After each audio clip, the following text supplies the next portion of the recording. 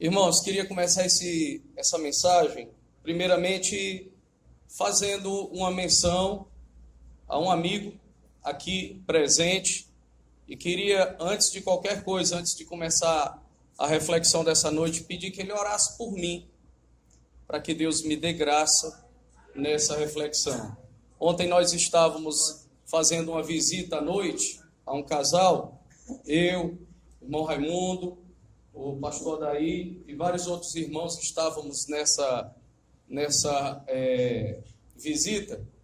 E me doeu muito, né? Quando eu cheguei em casa, minha esposa disse assim: Roberto, entre em contato com o pastor Daí para saber se ele chegou bem em casa, porque ele não estava bem. Até então eu não sabia que ele não estava bem.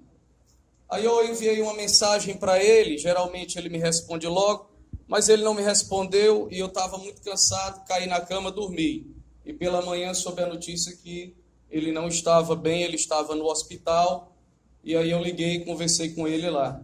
Eu queria pedir ao meu amigo pastor Adair que orasse por mim nessa noite. Dizer para o senhor, pastor, que o senhor é uma pessoa importante para mim, para essa igreja, e que nós glorificamos a Deus pelo operar da vida dele na sua vida nesse dia. Graças a Deus, irmãos. Eu agradeço aqui a amizade e o carinho do Roberto, que sempre tem estado ao nosso lado, nos abençoando.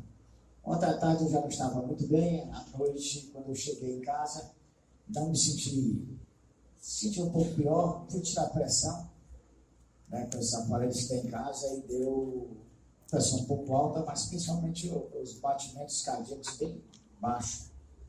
Aí eu fui ao médico e ele disse: rapaz, você está com a síndrome de FDM. O que é isso? É filho de pastor. Seu filho é pastor. E aí você ligou para ele e mandou vir para cá. Mas ele só dá problema. Filho de pastor, pai de pastor. Pai de pastor tem problema. Mas aí ele passou, me medicou. E já queria ir embora ontem à noite, ele me deixou.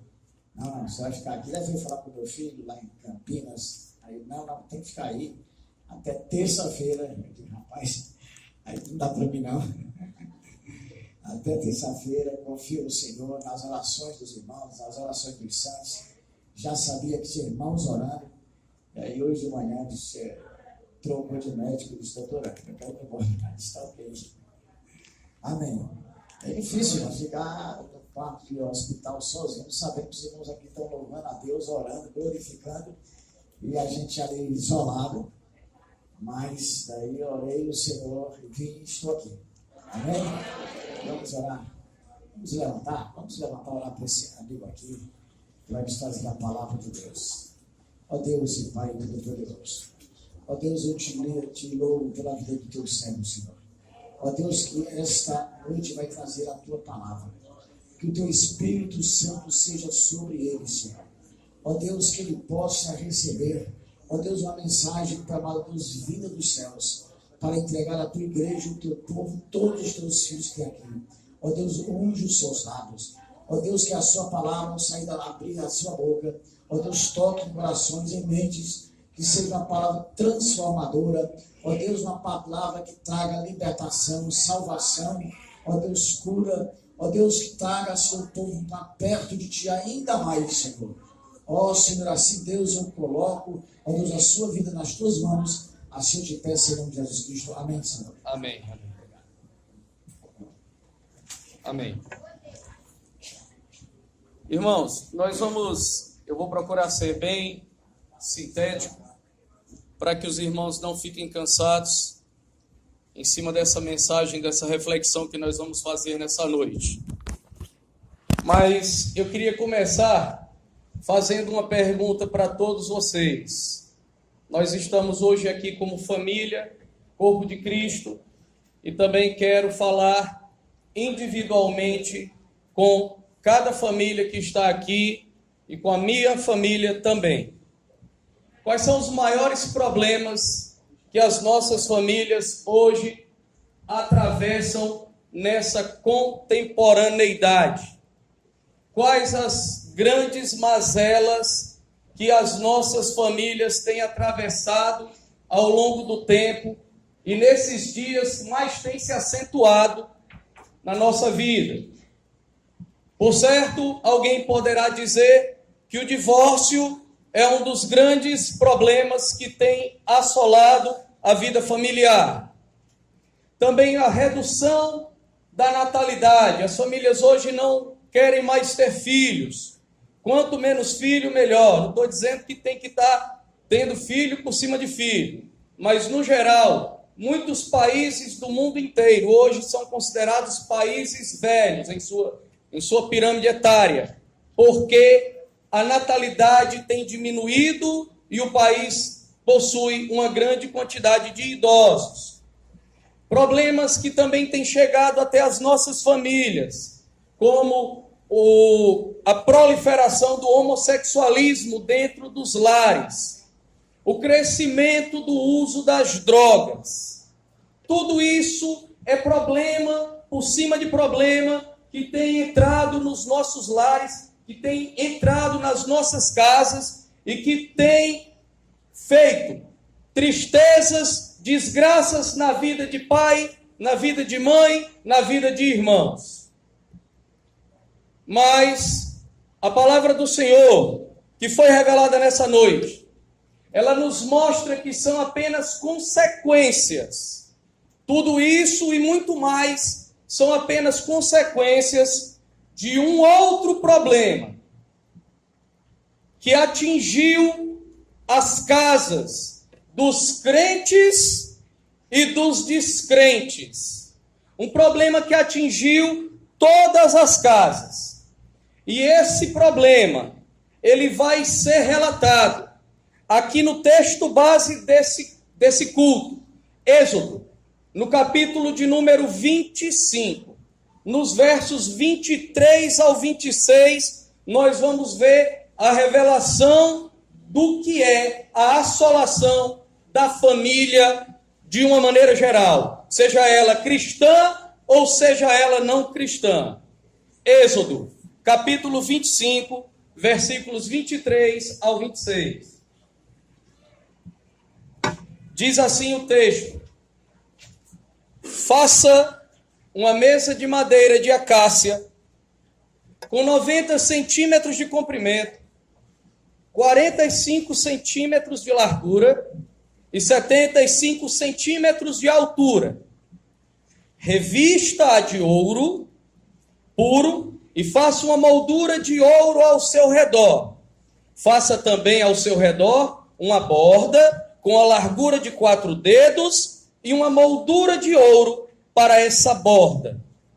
Faça 4 argolas de ouro para a mesa e prenda-as nos 4 cantos dela, onde estão seus 4 pés. Eu acho que diversos de vocês talvez estejam preocupados com o texto desse que foi lido, e isso está relacionado com tudo aquilo que eu introduzi aqui antes da leitura do texto. Mas a Bíblia, ela mostra a descrição aqui do que é a mesa do tabernáculo. Quando Deus fala com Moisés para que ele faça um tabernáculo, para que ele não mais precise se apresentar por meio de uma voz ou por meio de uma sarça ardente, mas Deus queria que Moisés produzisse, junto com o povo, fizesse um tabernáculo, para que ele ali pudesse se manifestar, ele ali pudesse estar diretamente relacionado com o povo, que até então havia caído em pecado e estava separado dele. Era idas e vindas. Momentos em que o povo estava aos pés do Senhor e momentos em que o povo pecava e negava o Senhor. Mas Deus diz: Moisés, faça um tabernáculo onde eu habite nesse lugar e possa ter proximidade com você e com todos os outros que te seguem. E aí, eu chego aqui agora e vejo, a irmã Jeane saiu, mas eu vejo a presença de um arquiteto. O que é um arquiteto? Um arquiteto é alguém que desenha um conceito, que imagina um conceito, que produz um projeto e que desenha e que seleciona materiais para uma determinada obra. E Deus aqui, ele age como um arquiteto. Ele arquitetou a criação do universo, dos planetas, da natureza. E agora ele dá ordem para Moisés de toda uma arquitetura de como vai ser o lugar onde ele vai habitar. E a primeira peça de mobília do tabernáculo que Deus orienta Moisés a produzir é a mesa. É a primeira peça de mobília que Moisés é ordenado a produzir em todo o tabernáculo. E você vai dizer, por que uma mesa? Para que uma mesa? Mas lá no versículo 29 do mesmo capítulo 25 diz assim: faça de ouro seus pratos, e o recipiente para incenso, as suas tigelas, as bacias nas quais se derramam as ofertas de bebida. Coloque sobre a mesa os pães da presença, em algumas Bíblias, os pães da proposição, para que estejam sempre diante de mim, em algumas versões, continuamente diante de mim. Era uma mesa diferente, era uma mesa especial, era uma mesa onde as cerimônias de purificação e redenção dos pecados do homem deveriam passar por aquela mobília, por aquela peça de mobília. Mas não em si por ser uma mesa, mas porque ali naquela mesa deveriam ser guardados, colocados o pão da presença. Os irmãos sabem muito bem quem um dia disse: eu sou o pão da vida. Vocês sabem que Jesus certa vez disse: eu sou o pão da vida. E não é à toa que Deus estabeleceu como primeira peça de mobília uma mesa e para que ali fossem colocados os pães da presença. Moisés, os pães da presença, os pães da proposição têm que estar sobre essa mesa, Moisés. Lá no Éden, não havia nenhum impedimento para o homem se comunicar com Deus. Pelo contrário, lá em Gênesis capítulo 3, versículo 8, lá no início do versículo, diz que o homem e a mulher ouviram a voz de Deus que passeava pelo jardim na viração do dia. E Deus, quando ele estabelece o fundamento, a criação, a construção de um tabernáculo, ele sabe da necessidade que o homem tem de se relacionar com ele. E que Deus também quer se relacionar com o homem. De Gênesis a Apocalipse. De Gênesis a Apocalipse, irmãos. É uma batalha ferrenha do Senhor. Tentando junto aos homens uma aliança, uma reconciliação. Entra profeta, sai profeta. Entra profeta, sai profeta. Entra Jesus, entra o Espírito Santo de Deus. E Deus querendo uma aliança com o homem. Ele queria agora uma aliança mais forte naquela situação, naquela ocasião junto a Moisés. Mas a mesa, ela vai ser trazida hoje para a nossa presença, como a mesa do nosso lar. Na minha casa tem uma mesa, ou duas. Na casa dos irmãos também tem mesa. Mas nós temos que parar para ver se nós colocamos o pão da proposição lá naquela nossa mesa. Porque é lá que ele quer habitar conosco. A mesa é um lugar de revelação do Senhor para a nossa vida. A mesa é um lugar de revelação para os nossos relacionamentos. Eu falei aqui no início que ontem estava o irmão Raimundo, estava o pastor Daí, estava minha esposa, estava a Leila, nós e mais alguns outros irmãos, a irmã Bevenuta. nós estávamos ali reunidos à roda de uma mesa. E ali, na roda daquela mesa, a gente conversava e a gente trocava experiências e os relacionamentos iam sendo cada vez mais ajustados, modificados. As arestas que porventura existiam eram aparadas, porque na mesa é onde há a revelação do Senhor para a nossa vida. E nós não estávamos ali simplesmente como para um jantar. Nós estávamos ali para mais do que isso. Eu fui convidado ontem para um aniversário de uma colega de trabalho em um restaurante onde diversos outros colegas estariam. E aí eu tinha que escolher entre estar no ambiente onde eles estariam ou estar no outro ambiente onde se falaria de Deus. Porque no primeiro ambiente não se falaria de Deus. Jesus não era o centro. Jesus não era o centro. Mas no outro ambiente, Jesus era o centro. Isso não significa dizer, eu vou deixar bem claro isso aqui, que se eu tivesse ido por acaso para cá, eu estaria em comunhão com aquilo. Eu poderia ter ido, mas eu não fui. Eu fiz uma escolha. E assim, nós fazemos escolha na nossa vida, do que nós queremos, dentro do nosso lar, a roda da nossa mesa. E eu selecionei aqui algumas coisas que têm assolado, que têm entrado, que têm destruído a comunhão do marido com a mulher, dos filhos com os pais e dos pais com os filhos. Uma via de mão dupla. E eu vou falar a primeira coisa, mas eu quero deixar muito bem explicado, para que ninguém saia daqui, irmãos, dizendo, é machista. Por favor, escutem o argumento.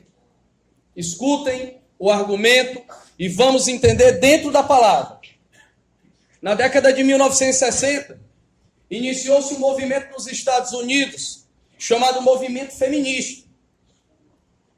E nesse movimento feminista, as mulheres foram, de certa forma, tiradas de dentro dos seus lares para trabalhar.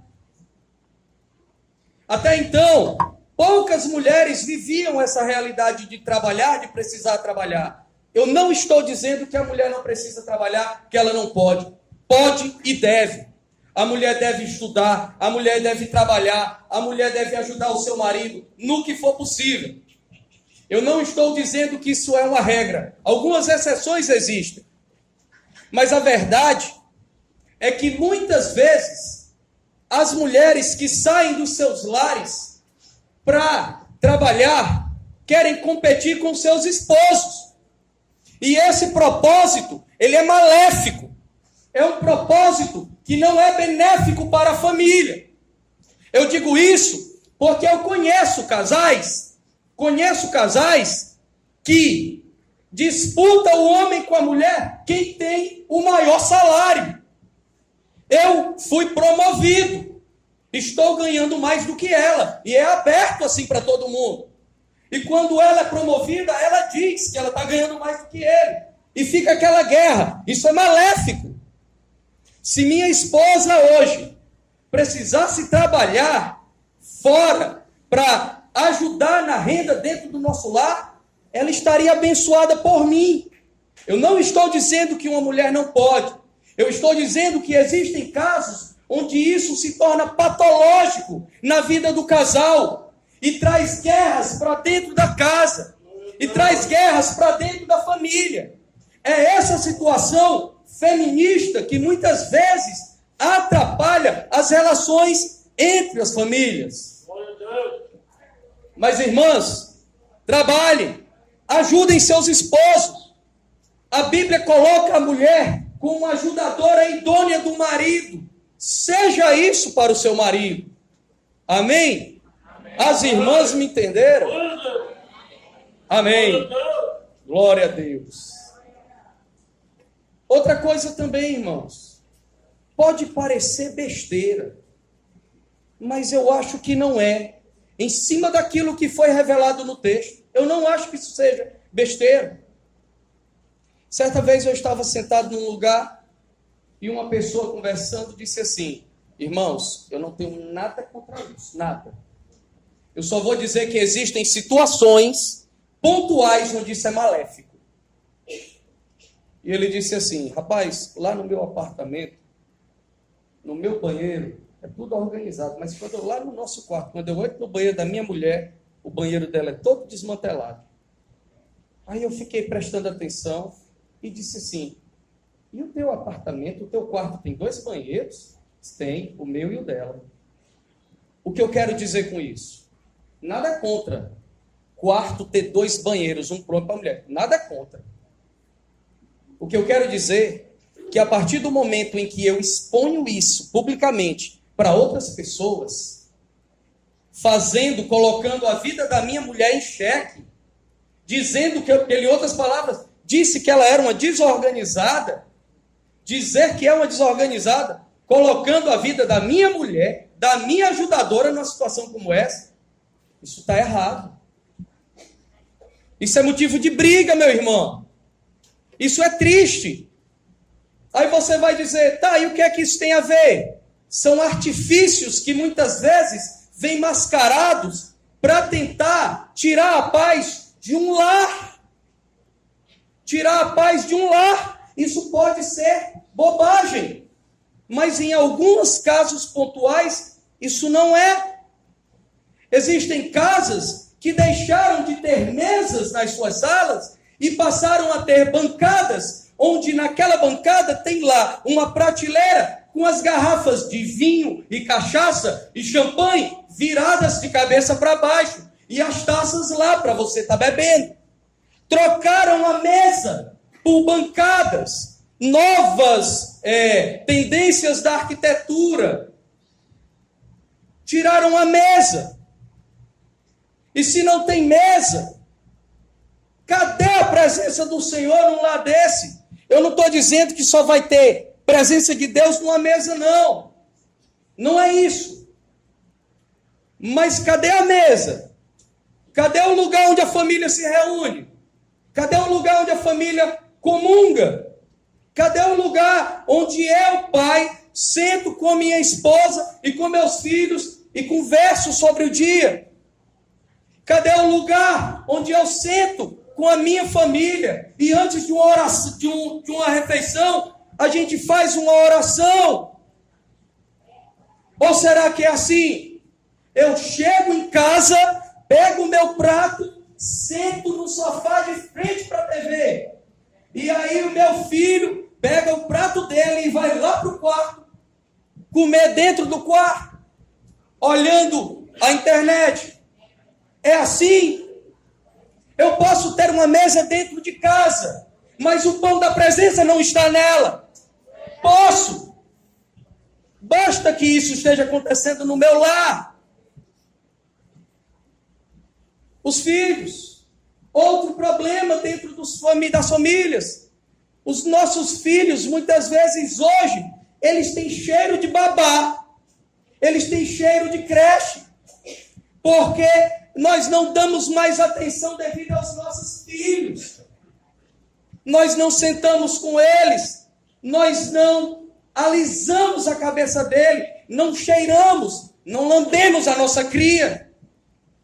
Quem faz isso é um terceiro que eu pago. Está errado. Dentro do contexto familiar, é um problema que tem assolado as famílias, dentro e fora da igreja. A ocupação intensa dos pais. Ocupação intensa, tremenda, trabalhar, ganhar dinheiro. E esquecer os filhos. Meus alunos chegaram para mim uma vez e disseram assim: Robério, rapaz, tu já soube do professor tal? Eu disse: não, foi que o homem ficou rico. Foi, tu já viu o carro que ele anda? Tu já viu o celular que ele tem? E tal, não sei o que, não sei o que, não sei o que. Aí disse assim: também, meu filho, dá aula de manhã, de tarde, de noite e de madrugada.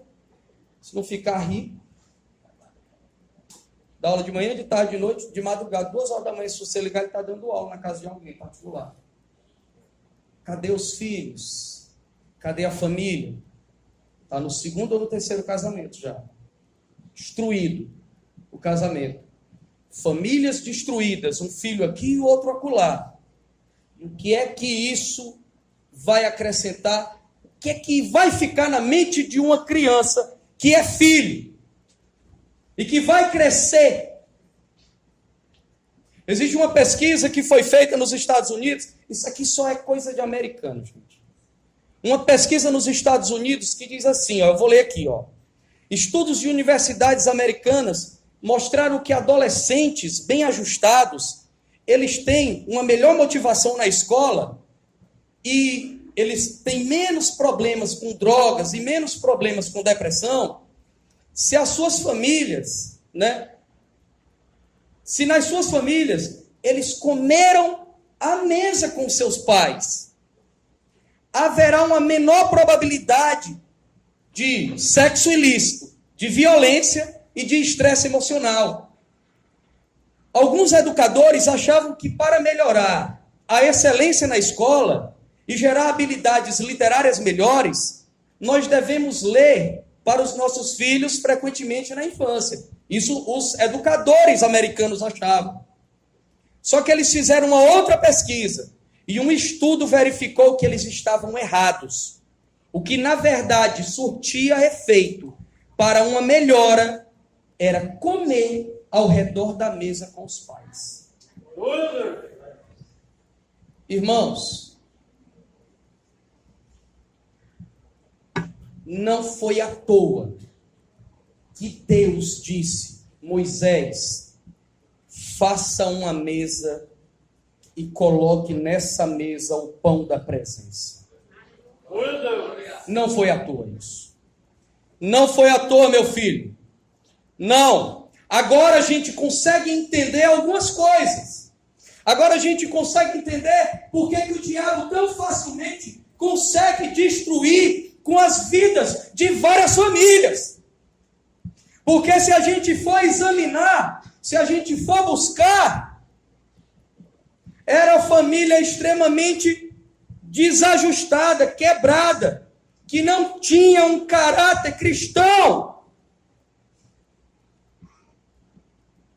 O pão da presença, ele é capaz de fazer coisas que nós não conseguimos fazer, mas ele pode. O pão da presença na nossa mesa, no nosso lar. Irmãos, a Bíblia está repleta de comprovações de tudo isso que está sendo falado. Davi era muito amigo de Jonatas, filho do rei Saul. E antes de Jonatas morrer, ele disse, Davi, honra a minha descendência. Se eu morrer primeiro, Davi, honra a minha descendência. E aí, Jonatas morre. Davi manda buscar o filho de Saul, Mefibosete, que morava num lugar chamado Lodebar, um lugar horrível de se viver. A Bíblia diz que Mefibosete não se considerava nada além melhor do que um cachorro morto. Você sabe o que é a pessoa se considerar como um cachorro morto? E aí a Bíblia diz lá em 2 Samuel, capítulo 9, versículo 7, segura isso aí, ó. Não tenha medo. Davi dizendo para Mefibosete, pois é certo que eu tratarei com bondade por causa da minha amizade com Jonatas, teu pai. Vou devolver-te todas as terras que pertenciam ao teu avô Saul. E você comerá sempre a minha mesa. E você comerá sempre a minha mesa. Lugar de revelação, lugar de estreitamento de laços, de relacionamentos. Eu tenho certeza que aqui, muitas famílias, quando chegam no final do ano, Natal, se reúnem como família nos seus lares, ao redor de uma mesa, Por que será? Por quê? Outra coisa, o filho pródigo. O filho pródigo, quando ele voltou a si e veio para o seu pai, retornou para o seu pai, a Bíblia diz que ele, o pai manda, dá o melhor anel, dá o melhor calçado, dá a melhor túnica e manda matar o melhor novilho cevado para que fosse feita uma grande festa ao redor de uma mesa. A restauração era ao redor de uma mesa. Quando nós chamamos alguém para sentar conosco a uma mesa, existem coisas no reino espiritual que vêm, que eu não sei explicar. Roberto explica, não sei.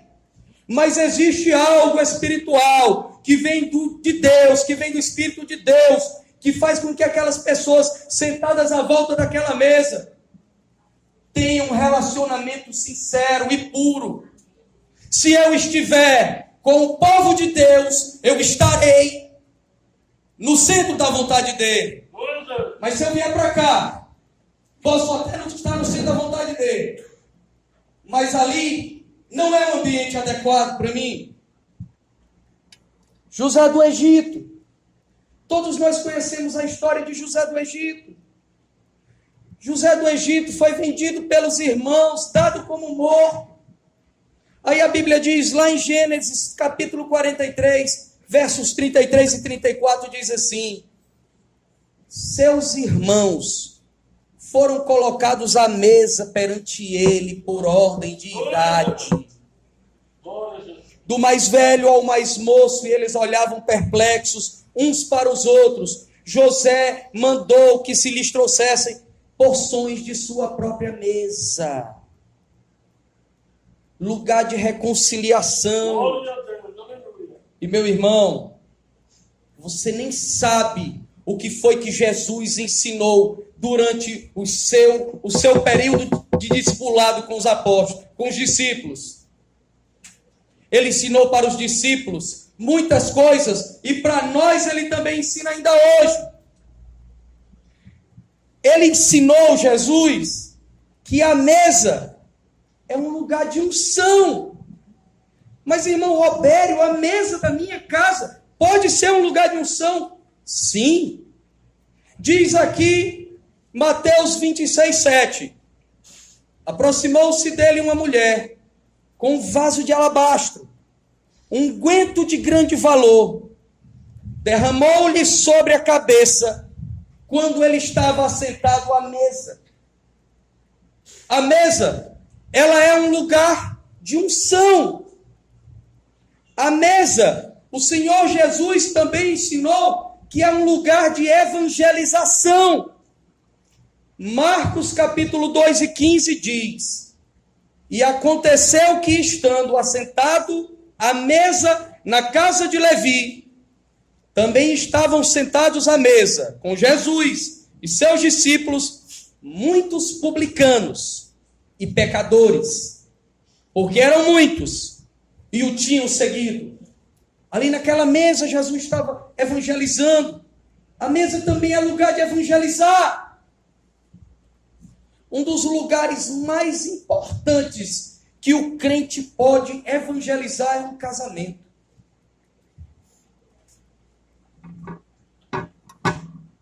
O casamento é o lugar onde eu posso mostrar para aquele povo que está presente e que não é crente quem é Jesus. Eu fiquei extremamente chateado certa vez. Fui convidado para um casamento de crente. E crentes jovens tirando garrafas de vodka debaixo da mesa para beber. O noivo crente e a noiva crente. E os crentes da igreja bebendo na festa. Está errado. Nós temos que ser luz, nós temos que ser sal, nós temos que mostrar a nossa face, a face da igreja do Senhor. Está errado. Eu já disse para minhas filhas, para a mais velha, você já está grande. Quando casar, se me quiser na sua festa, está aqui a minha exigência. A festa é dela. A festa é dela. Mas foi criada na igreja. Não tem que se moldar ao mundo, não. Romanos 12:2 diz que eu não posso me moldar ao mundo. Eu tenho que renovar a minha mente, para que eu possa experimentar qual é a boa, perfeita e agradável vontade do Senhor. Que conversa é essa, meu irmão? Você é crente?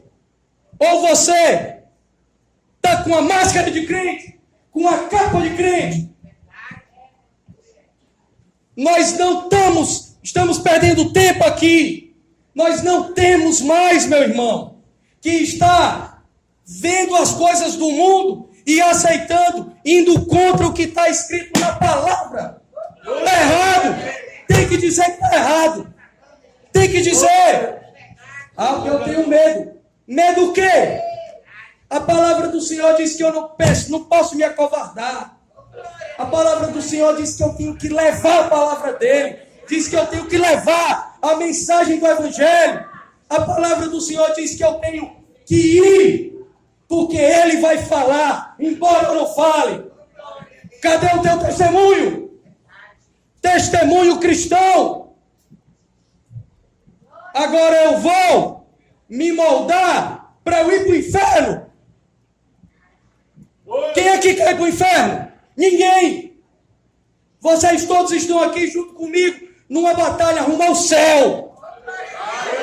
Eu disse para um irmão aqui, para o irmão Nito, um dia desse: Nito, como é difícil a gente ir para o céu, Nito. É muito difícil. Aí ele olhou para mim, riu e disse assim: não. Eu disse assim, é assim. É muito difícil, Nito. Mas a gente tem que pedir graça todo dia. A gente tem que estar ali pedindo graça. A gente tem que vir e sair com a mente transformada em Deus. Eu quero sair daqui melhor do que eu entrei. Eu quero que Ele faça os sonhos que Ele sonhou para mim. Eu quero cumprir os meus sonhos também. Quero que Ele cumpra os meus. Mas mais importante do que os meus são os dele por meio da minha vida. É assim que nós cristãos temos que pensar. Nós cristãos, chega, meu irmão, tira a máscara suja e coloca a máscara e a armadura da salvação. Aleluia. Deus, Jesus, também ensinou que a mesa é um lugar de misericórdia. Marcos 7:28 diz: ele, porém, respondeu e disse-lhe: sim, Senhor, mas também os cachorrinhos comem debaixo da mesa as migalhas dos filhos. Lugar de misericórdia. A mesa também é um lugar sagrado e um lugar de ordem. Marcos 11:15, Jesus ensinando para os discípulos. Eles vieram a Jerusalém e Jesus, entrando no templo, começou a expulsar os que vendiam e compravam no templo. Naquele momento de ira, quando o Senhor chega no templo, e ele chuta, quebra tudo aquilo ali, joga tudo no alto. Está fazendo da casa do meu pai o quê? Jesus ensinou que a mesa é um lugar de revelação. Marcos 16:14 diz assim: finalmente apareceu aos 11, estando eles assentados à mesa, e lançou-lhes em rosto a sua incredulidade e dureza de coração, por não haverem crido no que tinha ressuscitado. Jesus ensinou que a mesa é um lugar de perdão. Lucas 7:49 diz: os que estavam à mesa começaram a dizer entre si: quem é este que até perdoa pecados? Jesus ensinou que a mesa é um lugar de oração, meu irmão. Lucas 12:37. Bem-aventurados aqueles servos, os quais, quando o Senhor vier, achar vigiando. Em verdade vos digo que se cingirá e os fará sentar à mesa, e chegando os servirá. Meu irmão, a mesa, ela vai muito além daquilo que nós pensamos, meu irmão. Você hoje vai sair dessa igreja e vai chegar na sua casa, e você vai olhar para a mesa da sua casa, e você vai olhar para a sua mesa de uma maneira diferente. Você vai olhar diferente para a mesa do teu lar.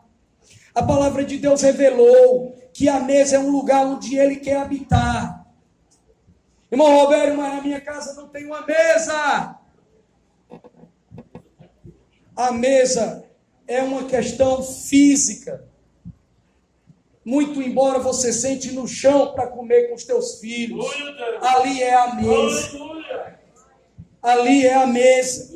Hoje pela manhã houve um culto aqui. Eu não vim, mas tinha uma mesa com o pão da presença em cima. Tinha uma mesa hoje aqui de manhã. Uma mesa posta. Com todos vocês aqui louvando, exaltando e bendizendo aquele que é o centro da mesa.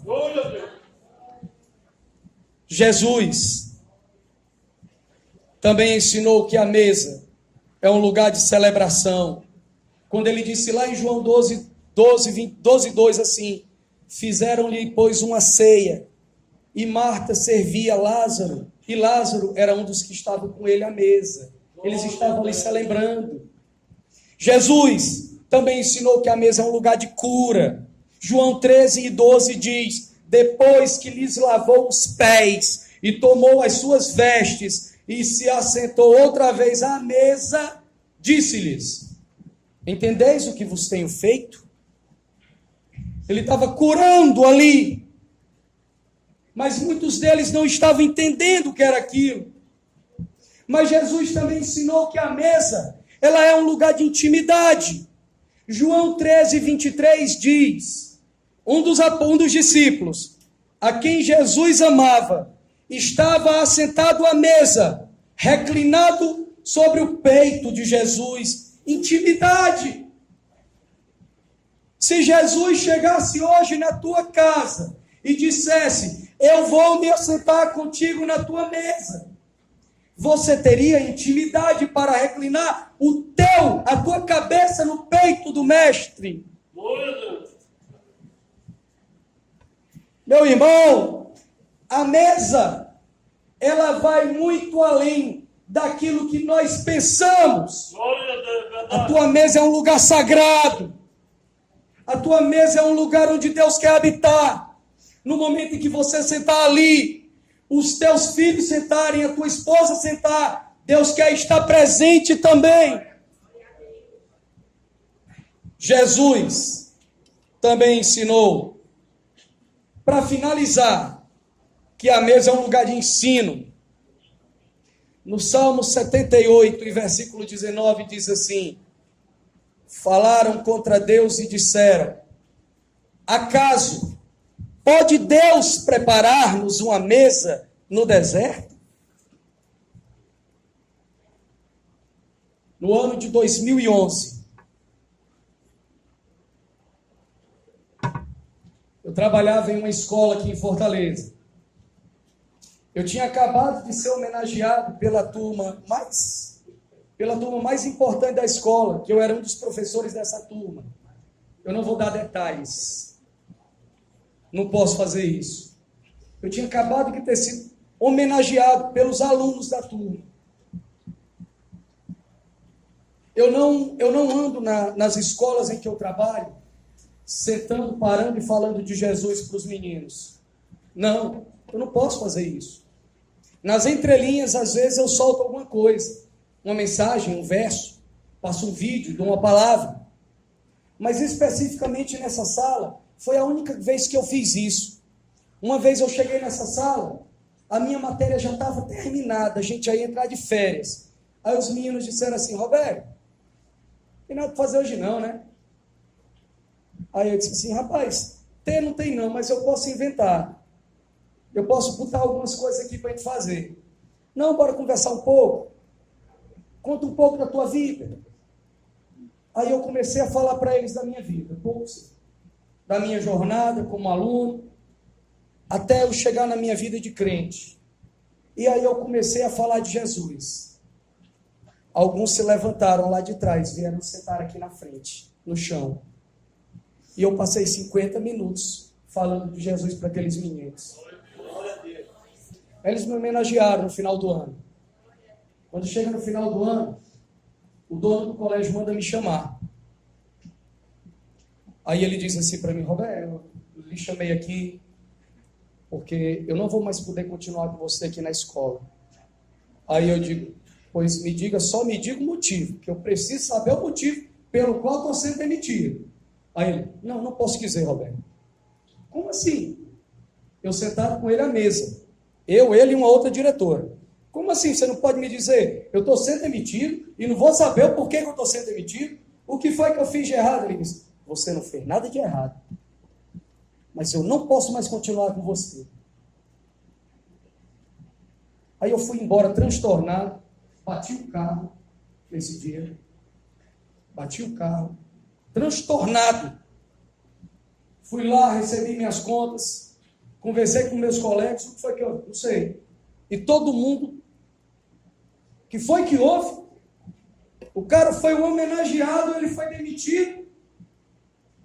Um ano depois, eu estou indo para Natal, chego no aeroporto de Fortaleza. Ele abriu uma escola em Natal e um concorrente dele de Natal entrou em contato comigo e disse: venha aqui, eu quero que você dê uma aula. Fechou um hotel lá em Natal. Dei aula para 400 alunos dele lá. Cheguei no aeroporto. Na sala de embarque, quem está? Ele. Um ano depois, eu não tinha falado mais com esse dono de colégio. Cheguei lá, sentei do lado dele na mesa e disse assim: tudo bom, professor? Ô, Roberto, tudo bom? Está indo para Natal? Estou. Ele já sabia o que eu estava indo fazer em Natal. Ele já sabia. Porque o concorrente dele anunciou isso em rádio e em jornal. Desse aulão que ia ter lá, nesse hotel. Aí a gente começou a conversar. E aí, como é que estão as coisas? Não, tudo bem. Não me perguntou o que é que eu ia fazer, mas eu sabia que ele sabia. Quando eu desci em Natal, ele foi no mesmo voo que eu. Eu liguei para minha esposa e disse assim para ela: preparas uma mesa perante os meus inimigos. Deus preparou um ano, me deixou um ano, até eu me encontrar com aquele homem e toda a minha raiva passar e eu ter coragem de sentar com ele, sem ele me convidar para sentar. Alguns meses depois, ele me ligou. Ele me ligou e disse: Roberto, eu queria pedir perdão a você. Por quê? Eu nunca deveria ter tirado você do meu quadro de professores da escola. Aí eu disse: isso não tem mais problema, isso já passou. Aí ele disse: você me perdoa? Aí eu disse: não tem problema, professor. Fique tranquilo. Aí ele disse assim para mim: eu vou te trazer de volta para trabalhar na minha escola. Tempos passou depois, me ligou de novo. E disse assim: Roberto, você me perdoou? Eu disse: perdoei. Roberto, eu nunca deveria ter feito o que eu fiz com você. Aí eu disse: já passou. Já passou, professor. Meu irmão, se eu tivesse chegado naquela sala de embarque naquele dia e tivesse feito de conta que eu não conhecia aquele homem e tivesse passado direto e não tivesse trocado uma palavra com ele e não tivesse feito o meu papel de cristão, de chegar lá e sentar com ele e conversar com ele, Até o avião sair, eu teria criado uma barreira. Hoje eu não trabalho na escola dele. Ainda não trabalho. Pode ser que um dia eu trabalhe. Mas é a mesa. É a mesa. É a mesa. É a mesa. Nós, como cristãos, existimos, irmão Raimundo, para fazer a diferença. Mas, irmão Roberto, é muito difícil fazer a diferença nesse mundo. É difícil. Como é que eu vou fazer a diferença? Como é que eu vou ser? Como é que eu posso aprender a fazer a diferença numa sociedade dessa, tão corrompida e tão devassa? Noé. Como é que eu posso fazer diferença? Através da obediência. Abraão. Como é que eu posso fazer a diferença quando todas as pessoas são contra mim? Moisés. Como é que eu posso fazer a diferença no mundo se eu tiver uma única oportunidade de ouro? Jacó. Como é que eu posso fazer a diferença nessa terra quando ninguém mais acreditar em mim? Josué e Caleb. Como é que eu posso fazer a diferença quando tudo estiver destruído? Neemias. Como é que eu posso fazer a diferença enfrentando gigantes? Davi. Como é que eu posso fazer a diferença nas mais altas esferas políticas? Daniel. Como é que eu posso fazer a diferença enfrentando obstáculos intransponíveis? A mulher do fluxo de sangue. Como é que eu posso fazer a diferença de uma maneira inusitada? Fazer algo que ninguém fez? A mulher que ungiu Jesus com nardo puro. Como é que eu posso fazer a diferença sem me importar com aqueles que estão incomodados comigo? A mulher cananeia. Como é que eu posso fazer a diferença em um mundo quando todo mundo diz para mim, desista? O cego de Jericó. Como é que eu posso fazer a diferença de uma maneira estratégica nesse mundo? Zaqueu. Como é que eu posso fazer a diferença? Com fé. O centurião de Cafarnaum. Como é que eu posso fazer a diferença nesse mundo? Com o poder de Deus. Pedro. E como é que eu posso fazer a diferença nesse mundo? Como exemplo de vida. Paulo. Como é que eu posso fazer a diferença nesse mundo com amor? João. E como é que eu posso fazer a diferença imitando aquele que fez a maior diferença nessa terra? Jesus Cristo. Só Ele. Só podendo fazer a diferença com Ele. Não tem outra maneira de fazer a diferença. Só Jesus, para eu poder fazer a diferença. Meus irmãos, a mesa do nosso lar tem que ser um lugar sagrado, um lugar puro para Deus habitar, um lugar de ordem, um lugar de decência, um lugar de prazer familiar, um lugar de cura, um lugar de graça, um lugar de estreitamento de laços. Os nossos filhos, a nossa geração, precisa aprender isso. E isso tem que começar conosco. 14 refeições na semana, no mínimo, um almoço e um jantar. Quantas vezes você senta à mesa com a tua família para celebrar esse momento tão sublime e tão prazeroso na presença de Deus. A nossa casa, como um todo, não apenas a mesa, mas a casa como um todo, tem que ser consagrada ao Senhor. Vamos ficar de pé em nome de Jesus. A palavra do Senhor diz em Provérbios capítulo 9, nos versos 1 e 2, que a sabedoria edificou a sua casa e já lavrou as suas 7 colunas. A palavra de Deus diz no Salmo 128, verso 3, a tua mulher será como uma videira frutífera nos lados da tua casa. Os teus filhos serão como plantas de oliveira à roda da tua mesa. A oliveira é uma planta de raízes profundas. É uma planta que tem fundamentos. Os nossos filhos têm que ter fundamentos cristãos.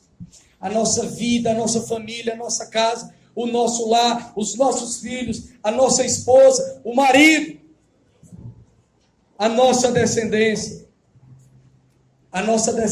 como igreja, porque a nossa geração vai passar e virar outra se Jesus não voltar. Até lá, nós temos que deixar princípios firmados na Bíblia. Não são princípios firmados em pensadores, em filósofos, mas naquele que foi o maior profeta nessa terra, Jesus Cristo. Os ensinamentos dele é que tem que ser o nosso norte para a nossa casa, para o nosso lar. Que Deus abençoe a vida de vocês. Agora eu só quero dizer mais uma coisa. A mesa, Deus estando na presença, não significa dizer que não teremos problemas. Lembre você que na última ceia, quando Jesus estava com 12 discípulos, um deles estava lá e o traiu. Os problemas podem vir, os problemas podem acontecer, mas é Ele quem é por cada um de nós. Em nome de Jesus, que Deus abençoe a todos vocês.